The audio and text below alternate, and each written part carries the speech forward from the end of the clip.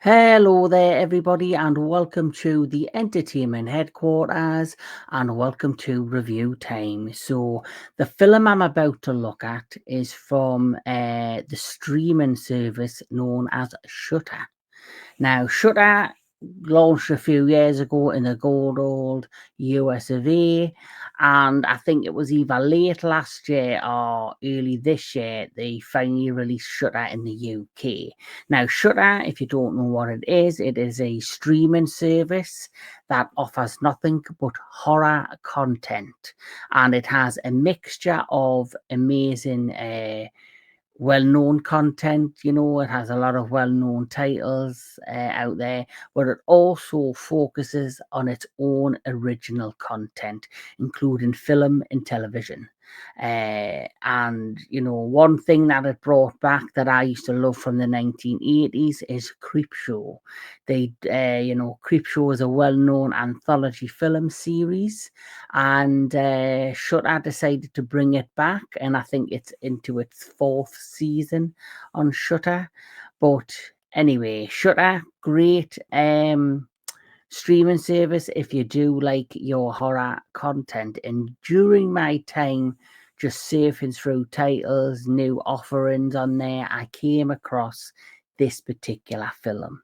And this particular film came out, I believe, in March of this year, and then it's been released on Shudder September of this year, and it stars Samara Weaving. So let's take a deep dive and look into this particular film, which is called Azrael.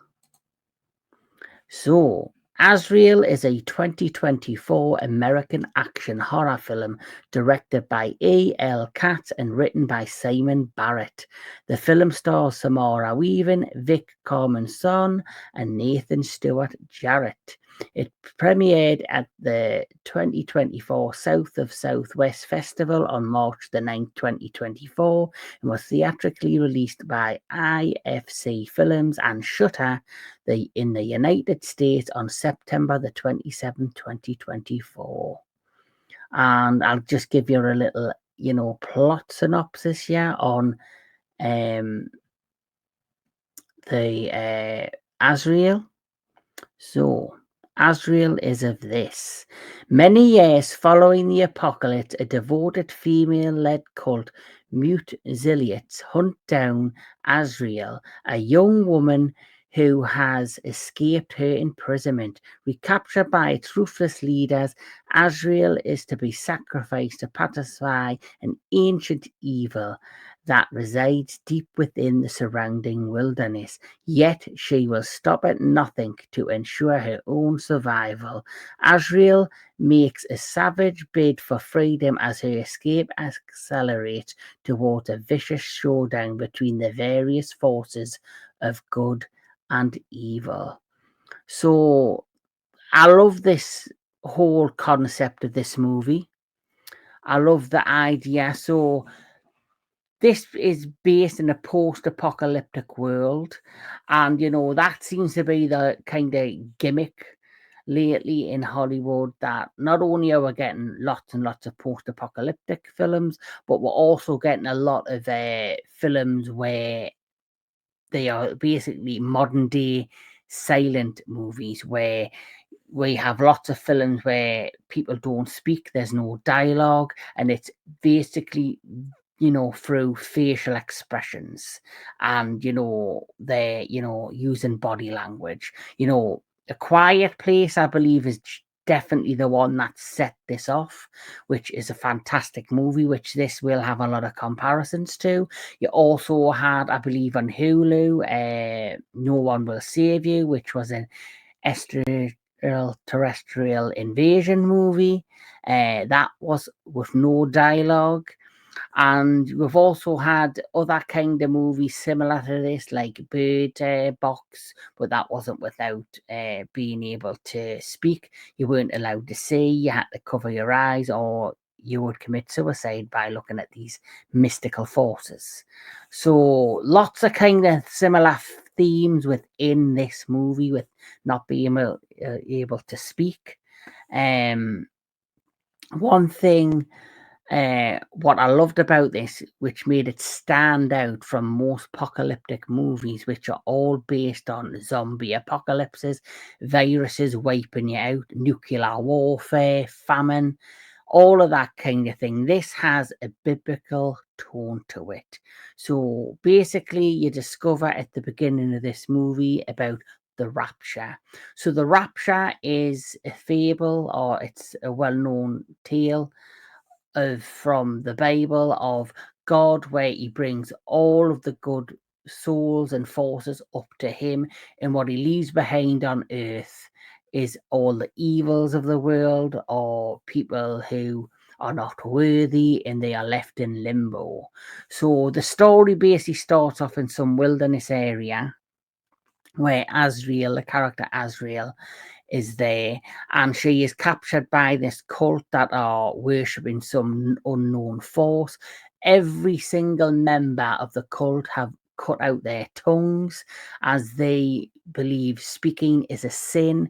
And there's this crepit church in the middle of this cult area, that there is a crack in the wall, and they listen to the wind, and they believe the wind is speaking to them, and they believe the wind is giving them messages from God or some other unknown entity. At the same time, as you have the cultists who are there, who have captured Azrael, they are there to sacrifice her and her boyfriend, Keenan, to this mythical force or god. You don't really know who or what it is, to these other creatures that are now living in the world known as the burnt ones. And the burnt ones, I guess, are people who have either been turned or have been involved, have been, cursed. You don't really know. There's no backstory, but they're basically like these burnt, very dark, disgusting individuals that will come and hunt you down and eat your blood. It will eat you up and drink your blood. And they're about to sacrifice Azrael. So that's the basic concept of this. And then basically, as all this is going on, Azrael has to find a way to break away from this cult, get out of this imprisonment, get away from this compound, and also survive from the threats outside of it, which is the burnt ones. And for me, it was a thrill ride of a movie, because this movie, where it benefits, it's not too long.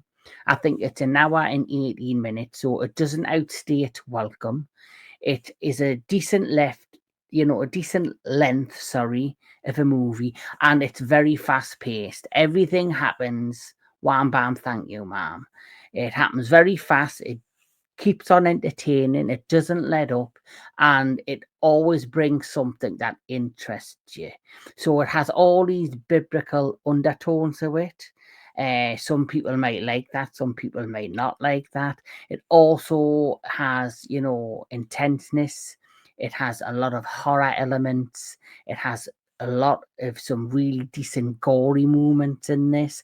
It also has great action and stunt work in this, and the character of Azrael that Samara Weaving plays is very believable. Is somebody that you want to see succeed from beginning to end. The story I found very, very interesting, and you didn't know what really was going on. You had to kind of just keep going with it and figuring it out as the plot and this film progressed. She's very believable as the character Azrael. She's a survivor. She's a badass. She really, really goes to the length to get away from this horrendous cult. And obviously, a boyfriend, Keenan, who was in this, she obviously, during this whole event of them being imprisoned and going to be sacrificed to the burnt ones to appease this otherworldly entity. She then obviously goes on a rescue mission as well to save him after she does successfully escape the first time. And it has a lot of mystery behind it because nothing's really explained other than the scroll at the beginning of the movie. There is a scroll at the beginning of the movie that explains the rapture, explains about the people cutting out their tongues, because they believe it's a sin. And outside of the initial scrolling on the wall, nothing else is explained. You don't really hear the backstory of each character. You don't really hear, why this happened, or there's nothing like that. It's basically started at a certain point after the rapture, and it's carrying on throughout the rest. And there's only a handful of characters in this movie that you follow through. You've got, of course, Azrael, who's played by Samara Weaving, who is a complete and utter badass in this. I really, really enjoyed her in this. You also then had Katariina Unt. So Katariina Unt, she plays the character of Josephine, who is one of the cult, I guess, leaders.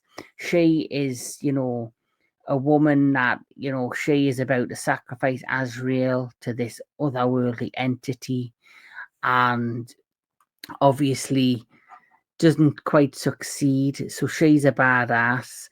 Then you have obviously Nathan. You then have this character who is I guess she is the cult leader of this, which is Vic Carmen Sonne, who is the cult leader. She was a very mysterious character who you only ever see much in the church when everything is breaking down. And then, of course, eventually you also have Nathan Stewart-Jarrett, who plays the boyfriend Keenan, who she is trying to rescue from the cult after her first escape. And then, of course, you have a lot of images of these are the burnt ones. So the burnt ones, very mysterious, creepy, gory individuals. There's a lot of bloody action in this, a lot of dark horror in this, which I really did enjoy. This story, like I say, it's a very unique one. It's a different twist on the post-apocalyptic theme of a movie, bringing in the biblical tones. It does have vibes of The Witch. It has vibes of A Quiet Place, except this is more action heavy and has a lot of more gory elements of, The Quiet Place is about aliens that invade Earth. This is totally has a different, concept to that. But it very much feels like it has, fingerprints of A Quiet Place in it in terms of atmosphere, intenseness. But what this does better is it sharps up the action elements and the horror. You actually get to see the horror and the gore on screen. And there's a lot of practical gore in this as well. When you see the burnt ones ripping out throats, or when they're sniffing the air looking for blood, and they approach, people that are injured or who've got a cut on their arm, and they hunt them down. So it does have them elements, which is similar to, see, I would guess, The Walking Dead. So it does have a mixture, and it's definitely been influenced in terms of the post-apocalyptic plot point, as well as zombie elements in there from other properties and franchises. But the overall theme of this biblical story of Azrael and God above and sin and all of those undertones really, really play well throughout this movie. But the most frustrating part is nothing's explained much. You just have to accept what's happening. You've heard about the rapture at the beginning. You have to basically just go along with it. And then by film's end, there are some twists and turns, and the ending is quite something to believe. It has a really unique, shocking ending, I thought. I'm not giving anything away. I don't want to spoil it for you, but there's, a lot of violence in this, a lot of action, a lot of gore, like I said before. And the action in this is really, really quite good. There's a lot of fight. There's a few fight sequences in this. And the great thing I like about this as well is that it focuses on a lot of female characters. You've got Azrael, you've got Josephine, you've got the cult leader. And then Keenan is like a side character. He's like just, I guess, a way to give her some sort of purpose to focus on, for her to break back into this encampment, into this cult society. And then you have all of the cult member underlings who are basically running around trying to recapture her and basically bring them to the cult leader, to Josephine, to sacrifice to this unknown entity or to God himself. So there's a lot going on, and the positive, like I say, it's such a fast-paced movie. It's like 1 hour and 18 minutes. It uses every bit of its time wisely. It just moves along nice and smoothly, which is what I like about films, when they kind of know what they are. They know the kind of film they want to be, and they don't overstay the welcome, and they don't drag everything out. And like I say, the only frustrating thing I found about it is that they didn't give much of the backstory on the characters. But I guess you just had to accept who you are. You had good versus evil, basically. You had Azrael, who was the good guy. You had Josephine, the cult leader, who were the bad guys. And she's there to save her boyfriend. And you've got all of this mystical and mystery of, sin, the Bible, God, Satan, all mixed into it. And you've got to kind of just go with it and see where it leads to. And the ending was very interesting, to say the least. The director of this, I think he's done an incredible job to tell quite a fast-paced but interesting story that doesn't kind of disappoint. It does make you stay with it and keep you interested for each part of the movie as it goes along. Really thought he did a fantastic job. Samara Weaving is an amazing lead in this. She does fantastic in terms of what she delivers on screen. I definitely think she is 100% becoming like a new female lead in horror. She's fantastic in this, and I know for a fact she's definitely going to be a scream queen, to be remembered in years to come, is what I believe. But yes, Azrael for me was a great film that had a lot of great concepts and interested me. It was a nice twist on the silent kind of no speak apocalyptic movies that we've had over the last few years. And if, like I say, my only negative is I was frustrated that we didn't have any backstory on a lot of the characters. We just had to accept they were there and what they were doing. And that's about it. The only other thing I would say is that people who watch this, who might be a little bit religious, might feel uncomfortable to watch this, because, like I say, it does involve God, the rapture, Satan, all of that stuff. And so it might make them feel a little bit uncomfortable. But for me, I enjoyed this for what it was. I enjoyed what I saw on screen. Like I say, the action doesn't disappoint. The gory elements don't disappoint. You get your intense moments. You get your atmospheric moments. And like I say, it definitely has elements of The Witch, um, A Quiet Place, Walking Dead in this. So definitely is something to watch if you haven't seen it before. And if you haven't got Shutter, I do suggest you subscribe to Shutter, even if you just do the 7-day trial, just to check out what they have on offer, because there is some really good stuff on there. As for this movie Azrael, if I'm going to rate it, I'm going to give it, and I think it's a fair rating, I'm going to give it a 7 out of 10 because I think it has a lot of strong positive elements to it. It knows what it is. I think it's definitely a one and done. It has a great concept, great lead in this, great action horror in this, but there were just some things that frustrated that I thought they could have worked on a little bit better in terms of backstory and developing maybe some elements within the characters themselves, but really enjoyed it for what it was. So for me, 7 out of 10 is what Azrael gets. What's your thoughts of Azrael if you've seen it? Did you enjoy it? Did it entertain you? Did the concept and the story, really, interest you? Let me know in the comments below.